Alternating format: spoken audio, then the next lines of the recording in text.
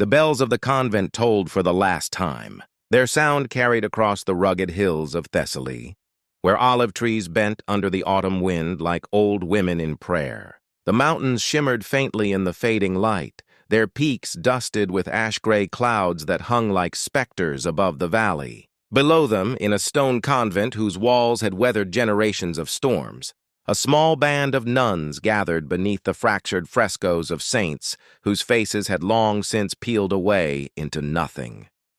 They prayed not for victory, nor even for mercy, but for remembrance, that their faith, their small lives, would not dissolve when the fire reached their walls. The air was heavy with the scent of oil and smoke. Somewhere beyond the ridge, the sky glowed red. Ottoman banners had been seen that morning, crimson against the dull horizon, moving like a tide no mortal hand could stop. The empire was coming. Sister Eleni of Lissa, the abbess, stood before the altar with a silver crucifix in her trembling hands. The relic had survived a century of storms, carved by monks long dead and polished smooth by generations of faithful fingers. The candlelight caught its edges, casting broken halos across her face. Around her, the sisters knelt. 22 women, some barely past girlhood, others old enough to remember when the cross still stood unchallenged in these lands. Their eyes shone with fear, but their voices, soft and uncertain, still wove together into the final hymn. When it ended, silence fell like a curtain. Eleni raised her voice above the wind rattling through the chapel doors. "If they breach our walls," she said, "keep your vows inside your hearts. Let them take all else, but not that." Her voice was steady, but her eyes betrayed her. She knew that vows, like walls, could be broken. Faith could bleed when men with torches came. By afternoon, the horizon burned. Villagers from the lower slopes had fled, their homes already in ruins. No soldiers came to the convent. No riders brought news. The empire's shadow moved swiftly, swallowing villages and monasteries alike. The nuns were alone, left to the mercy of an army that did not believe in mercy. As night drew near, the first cannon fire rolled across the valley. The sound was not thunder. It was something older, more deliberate. The convent shook as stones tumbled from the outer walls. Pigeons burst from the bell tower, their wings slicing through the dusk. The sisters clutched one another. The youngest, Magdalena, covered her ears and whispered psalms through tears. When the gates gave way, it was not with battle cries, but with silence, the heavy, mechanical rhythm of soldiers moving as one. The Ottomans did not waste arrows or words. They came with fire. A single shot shattered the chapel doors, and the hymn that had once filled the air was replaced by screams and splintering wood. Eleni ran to the altar, not to flee, but to save what she could. Beneath the floor lay a hollow space where generations had hidden relics, silver chalices, embroidered icons, fragments of saintly bones wrapped in faded linen. The sisters gathered them quickly, burying the last traces of their sanctuary beneath the stone. They believed in that desperate moment that if their bodies were lost, their faith might still endure in secret. But the soldiers were not after treasure. They were after proof. Proof that they had crushed not just the enemy's army, but its God. The first flames reached the rafters before sundown. The chapel's wooden beams cracked, sending showers of embers across the marble floor. The nuns were herded into the courtyard, torches circling them like fireflies of war. Their white habits turned gold and shadow under the burning light. An Ottoman captain stepped forward, his armor glinting red in the glow. He was a man both feared and admired among his ranks, Isef Aga, known for his precision in conquest, his belief that mercy was a luxury for fools. He studied the women before him, not with cruelty but with a distant curiosity, as if they were remnants of an age long buried. He spoke through a translator. "You will be taken before the Pasha," he said. "Those who obey will live." Eleni raised her head. The crucifix still hung from her hand, its silver darkened by smoke. She met his gaze, unflinching. "We serve only one master," she said. The captain tilted his head, almost amused. "Then he must have abandoned you." Her reply was soft but certain. He walks where men cannot see. For a heartbeat, something passed across the captain's face. Perhaps pity, perhaps unease. Then his expression hardened. He turned to his men. Take them. By dawn, the convent was ash. The bell tower had collapsed, its melted bells scattered like bones. Smoke drifted from the refectory where the sisters had once shared bread in silence. Ottoman flags now fluttered where the cross once stood, signaling nearby units that resistance had ended. Yet in the courtyard, something strange occurred. The soldiers waiting for cries heard singing instead. Bound with rope, the surviving nuns began to chant, "The Agnus Dei, the Lamb of God who takes away the sins of the world." Their voices quivered but did not break. Even the soldiers hesitated, uneasy.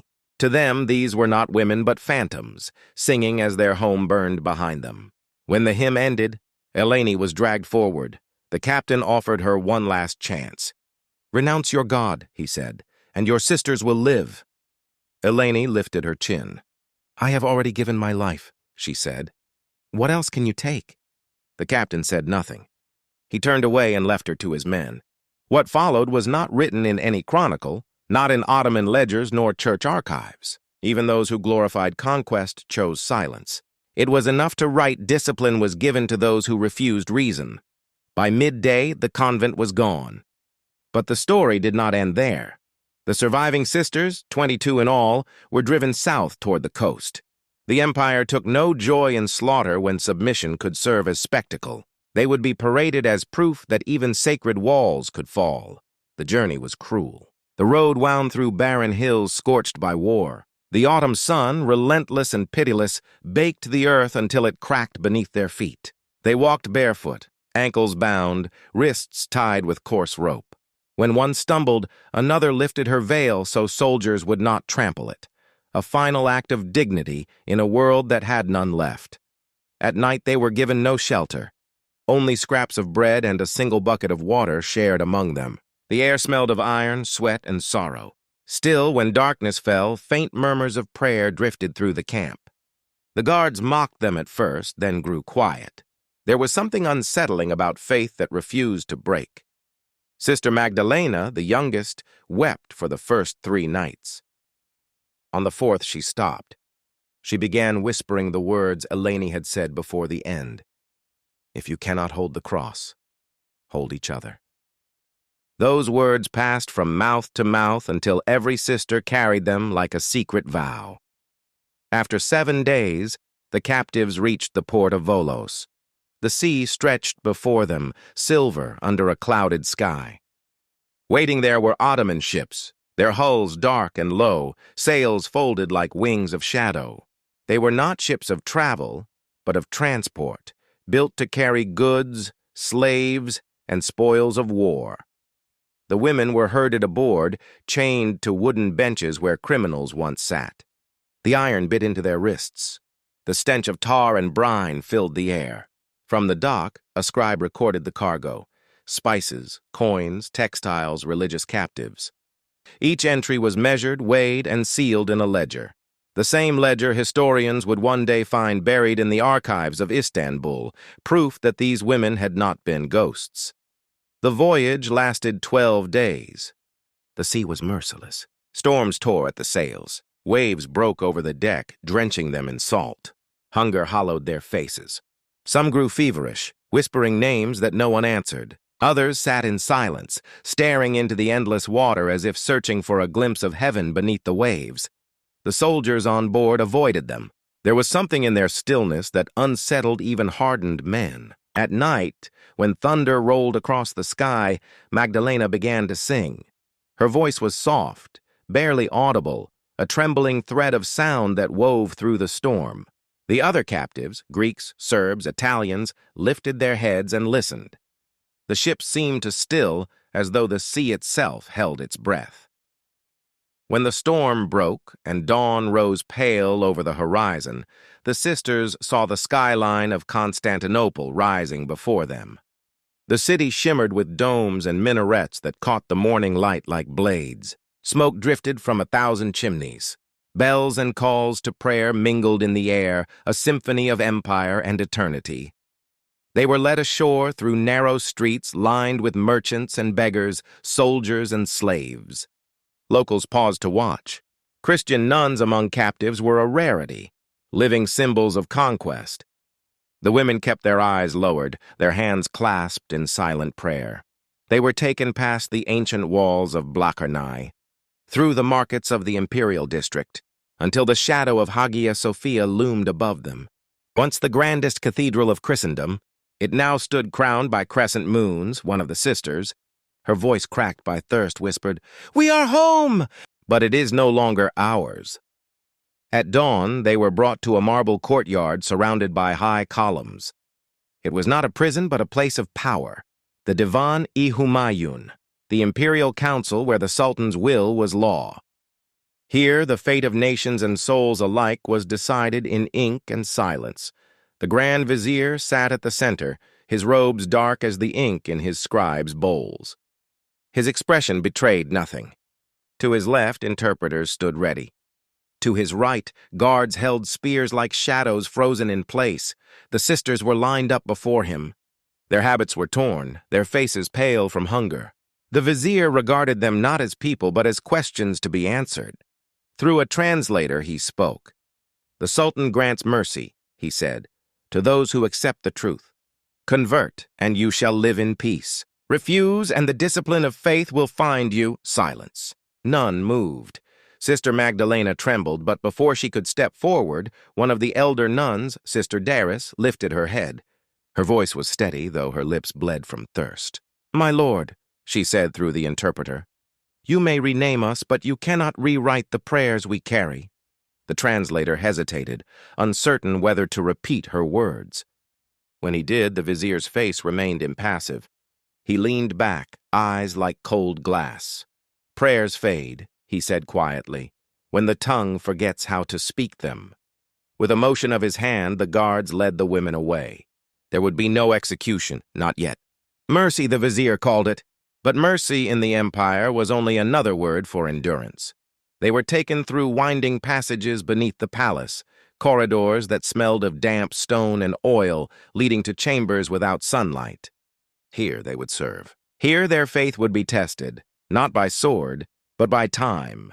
The Ottomans had turned countless captives into servants before. They believed that even faith could be worn down like stone under water. But they did not know these women. They did not understand that to those who had lived by vows of silence and sacrifice, suffering was not punishment. It was prayer made flesh. Beneath the marble floors of Topkapi Palace, where the empire's pulse beat strongest, the sisters entered their new world, one without bells, without hymns, without light. The guards closed the iron gates behind them, leaving only darkness, and in that darkness faith waited, silent and unbroken. The air beneath the palace was heavy with moisture and silence.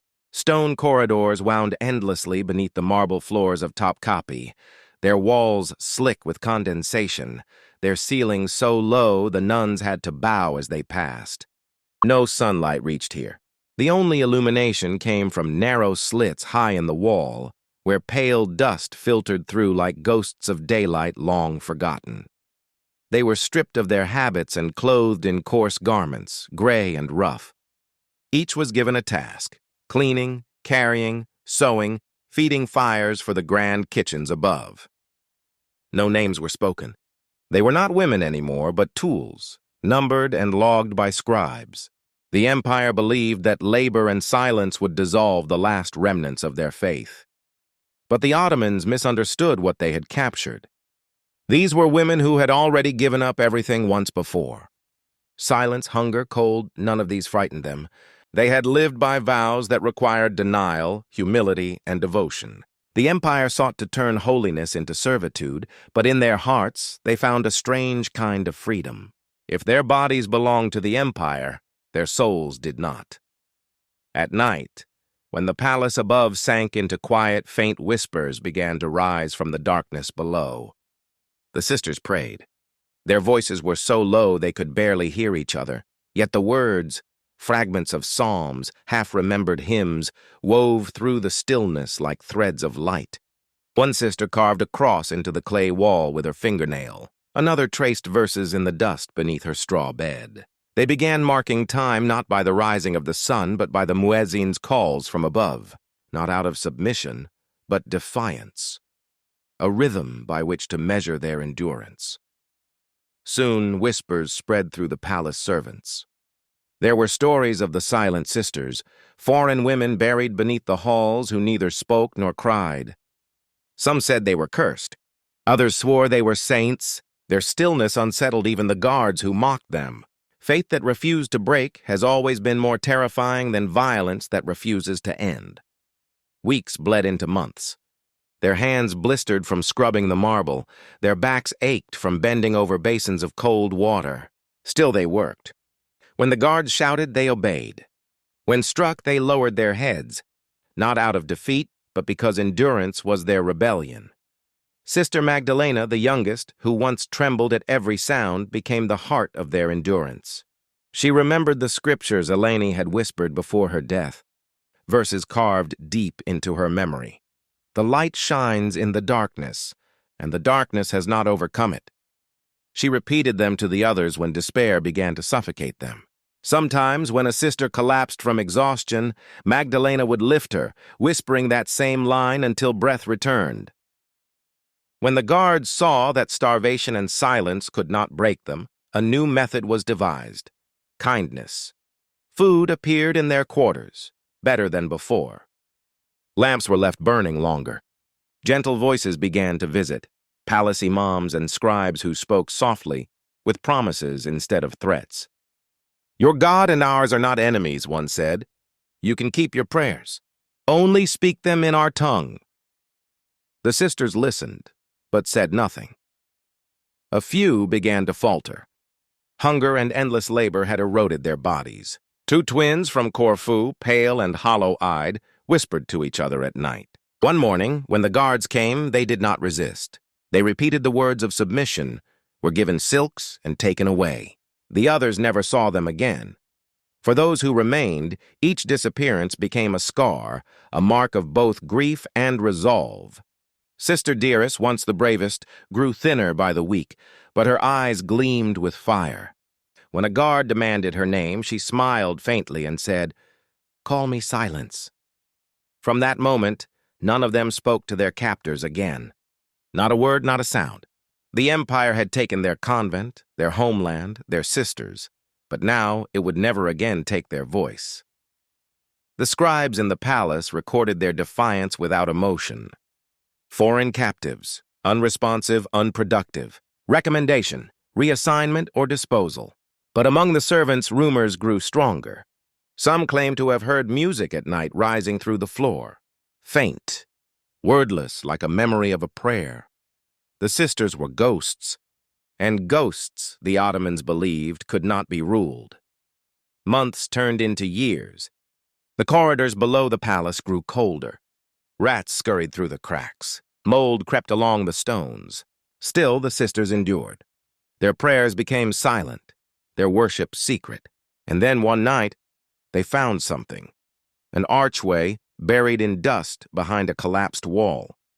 It led to a small chamber no larger than a chapel. At first, it was only a hiding place, a corner of stillness where they could rest without being watched. But soon it became something sacred. They gathered broken pottery for candle holders, wove linen scraps into a small altar cloth, and from a shard of a shattered mirror, they fashioned a crude cross. In that hidden chapel, they met every night after the palace fell silent. They prayed without sound, using gestures and glances. Each woman would kneel and share a memory, not aloud, but in writing scratched into the dust. A village, a mother's face, the sound of church bells before dawn. These memories became their psalms, the past, their liturgy. A Venetian prisoner once wrote of hearing strange voices echoing beneath the harem quarters, women singing in Latin to a god not of this empire. For centuries, scholars dismissed it as superstition. Yet centuries later, beneath the palace ruins, archaeologists found the chamber exactly as he described it, its walls carved with crosses, its stones etched with Latin prayers. One phrase, though half erased by time, remained legible. Lux in tenebris lucet. The light shines in the darkness. Those words, carved by hands long dead, proved that the sisters had not vanished into myth. They had lived. They had prayed. They had left their mark on the bones of empire. In that hidden chapel, Sister Magdalena began marking the walls with charcoal. Since their names were forbidden, she used symbols instead. A bird for each woman still alive, a flame for those who had been lost. Each week she added new marks. When a bird failed to appear, it meant another had disappeared. The guards never found the chapel. Yet they began to notice a change. Despite hunger and cold, the women no longer looked broken. Their silence had become serene, their movements deliberate. The overseers called it madness, but the scribes described something else entirely. They have discovered a strength not of this world.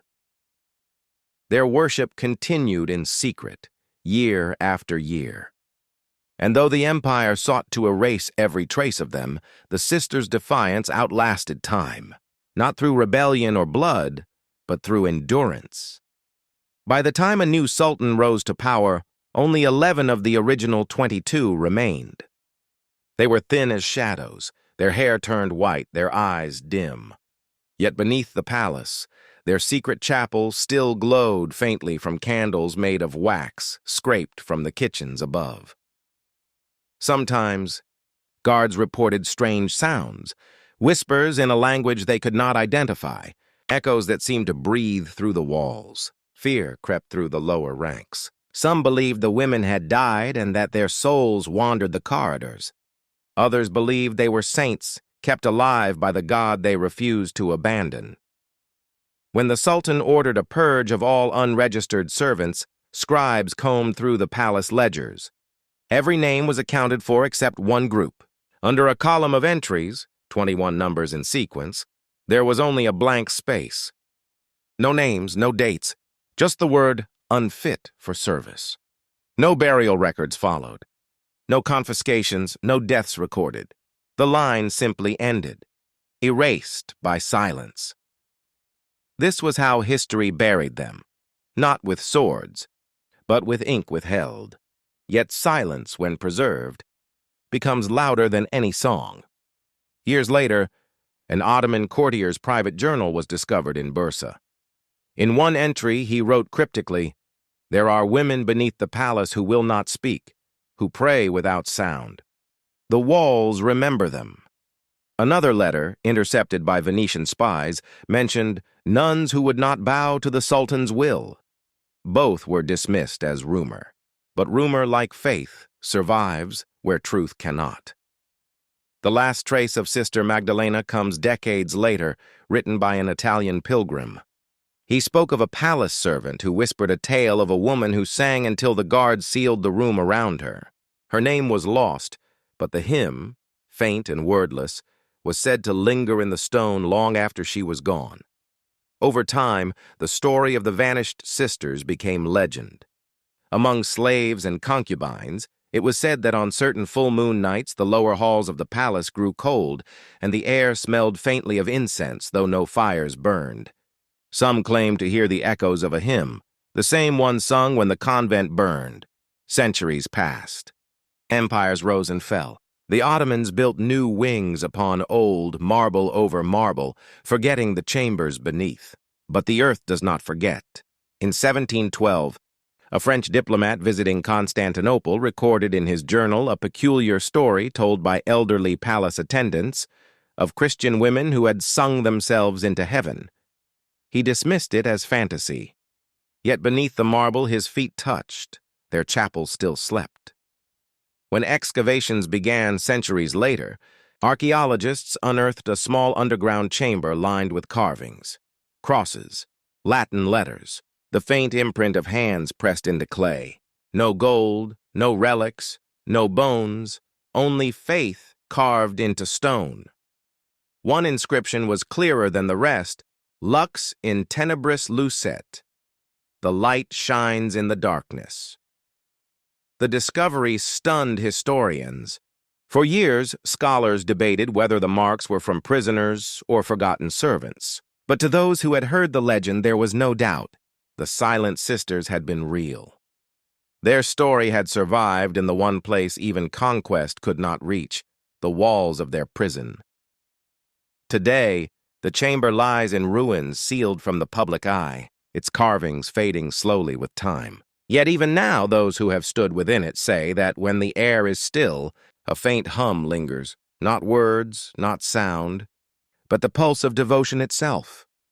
And so, across 5 centuries, the women of Thessaly, who sang as their convent burned and prayed beneath the empire's feet, still endure. They were erased from records, but not from memory. Their silence became their rebellion, their faith, their final weapon. If you listen closely, in old stones, in forgotten ruins, in the hush before dawn, perhaps you might still hear them, not crying, not begging, but praying, because some truths refuse to die, and some voices once silenced never stop speaking.